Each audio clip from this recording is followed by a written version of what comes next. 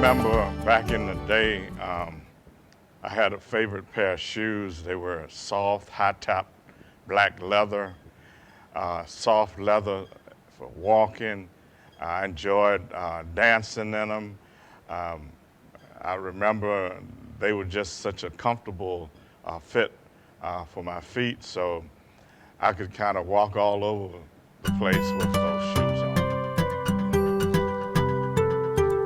Well, I worked at a retail store, and so I did a lot of standing and active. Also on the weekends, when it came to the party life, I enjoyed um, going to the clubs, and friends and I, we would go off to a Red Robin, a Golden Horseshoe, Catamina, and we'd go up to Walker's Inn, and we'd be in Caroline, and we would visit some of the party places down there. Back in the day, it was a lot of house parties going on, so you really had an opportunity to get out and socialize with a lot of people. Now, what's a rent party?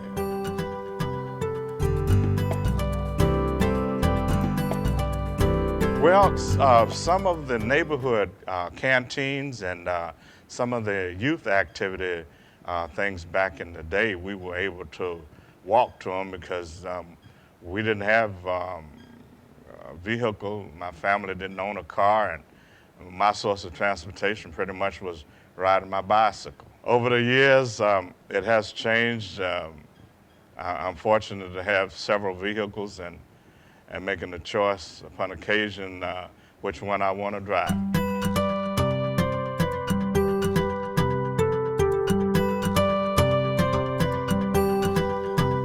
Well, my shoes have taken me from strolling across the stage my senior year to receive my high school diploma. One voted most unlikely to succeed, but fortunately I was able to put my shoes on and make my way on down to Richmond, and I enlisted in the United States Army. When I joined the Army, I left and went to Fort Benning, Georgia for infantry training, and left Fort Benning, went to Fort Polk, Louisiana for advanced infantry training, and received orders to go to Vietnam. I stopped in Hawaii and Japan on the way to Vietnam, and I'm a survivor. I was able to go to Vietnam and return home without any severe injuries or my mind being blown. So my shoes have taken me on the other side of the world.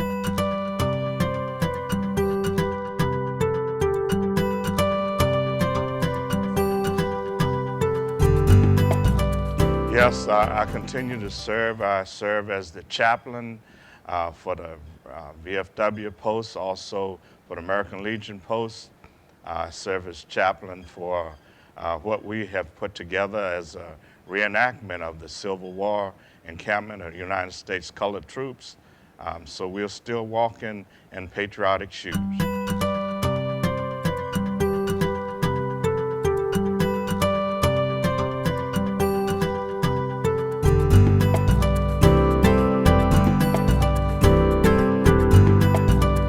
I would think just for a small segment of time, I would like to walk in President Barack Obama's shoes. He is a hero of mine, first African-American president, and doing a very great job. And I would like the opportunity to be able to be the commander-in-chief just for a short period of time.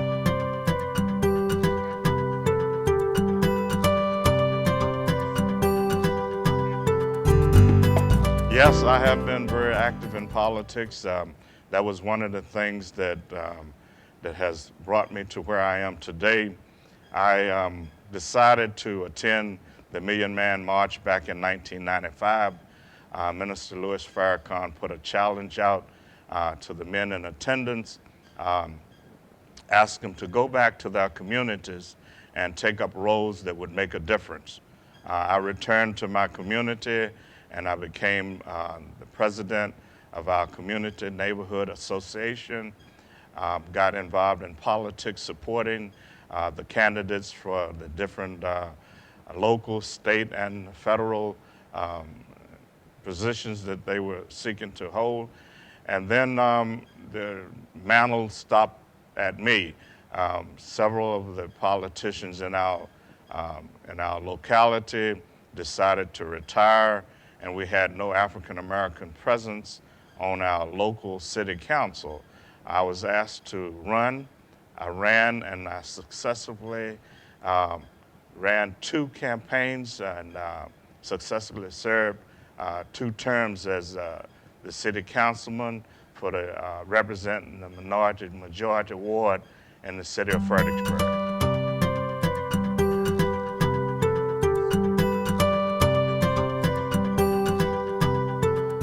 That's a great change in our school systems. I remember back when I was in school, and I attended all segregated schools. I was never a student at an integrated school. The teachers were very close and warm in the way that they embraced the students, and they were very concerned about us getting an education. They were concerned about disciplining us, and now in the modern day schools, I don't think that there's a lot of oneness and closeness with the students and the staff as we experienced, and it just seems like in and everything goes in the school system today, and students just seem to not be disciplined. I think there's a fear by the staff whether they could attempt to correct a number of students, fearful maybe of even physical violence or fearful of a lawsuit coming from the parents. Back in our day, in the segregated schools, there was a closeness. Of course, we had rivalry when it came to athletic competitions, but everyone seemed to be just comfortable, and they got along so very well, and most all of us had the same background, so there wasn't a lot of peer pressure as it is today.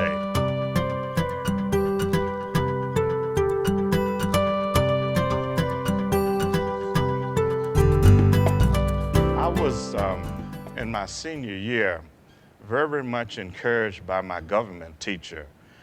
She wanted us to really be aware of current events, and I got caught up in that, and that was one of my favorite subjects, government, and I guess that's what led me down the political road as I've traveled.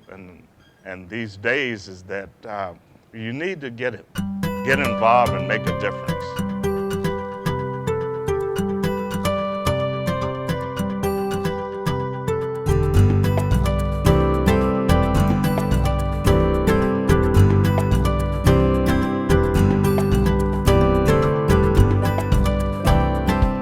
Well, while I was serving on the Fredericksburg City Council, I felt discriminated by them refusing to allow me to express my religious convictions.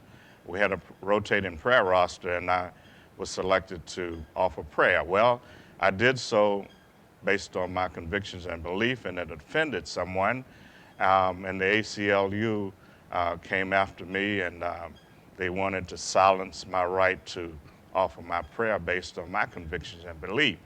Well, I did not agree, and I would not succumb to that type of intimidation.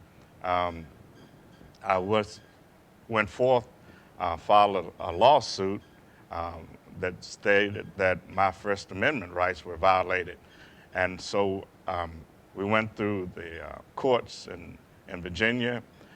First, we went to the Richmond District Court, and then I went to the Court of Appeals because they said it was unconstitutional for me to pray in the name of Jesus, and I could not accept that based on my belief and my convictions.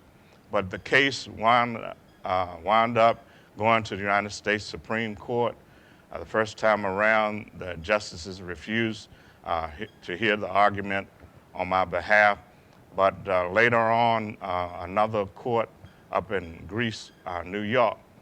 They took up the same complaint along with myself. Um, and in 2014, the Supreme Court ruled on the fact that I was right, that my rights had been violated, and I was rightfully able to pray as everyone is now in America based on their convictions in the public setting. So I believe that was a landmark case that God used me to spearhead, and so now that has made a difference in the impact and the way that the political setup is in the government of the United States.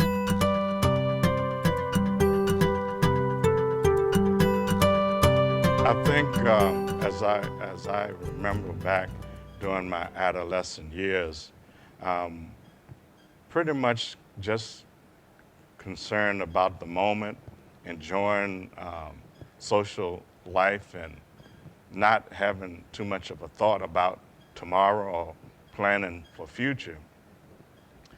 So, I can relate to how young people today seem to kind of be carefree and just go about life seemingly taking a lot of things for granted. I myself feel that I was guilty of that as a youngster, but I understand now that I've grown older. Um, every moment is so precious, and we need to try and leave a legacy. It's so important to have a legacy for the coming generations to be able to embrace. And I remember back in the day, as my daughter and my grandson, I remember when we used to get our time in and play the little games. I think you can see how I'm dressed in purple today. My daughter she loved Barney. My grandson, they loved Barney. So Sesame Street and some of those things, they would be in the room, and I would grab them by the hand and we'd be playing. But I remember how they would stand on my feet, and I'd have them by the hand, and we would be moving about the room and just dancing back and forth, and I would pick them up and drop them back down, and they were so excited about the time that I was spending with them. And that is one thing that's so important, is that family ties. We need to have more of a closeness with family. We've gotten away from that so much today.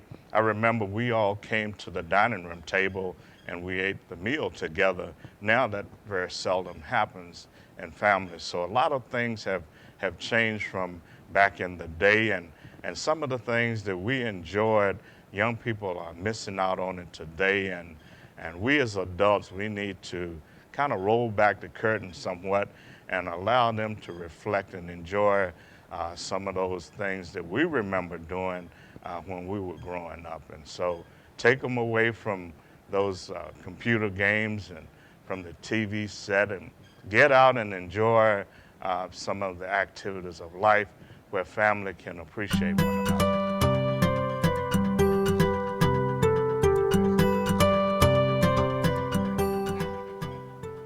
Well, back in the day, I remember really being caught up in good times and social life, and just going out and working and getting that paycheck, coming home and being able to pay the bills. And but now I've taken on a different mindset on it.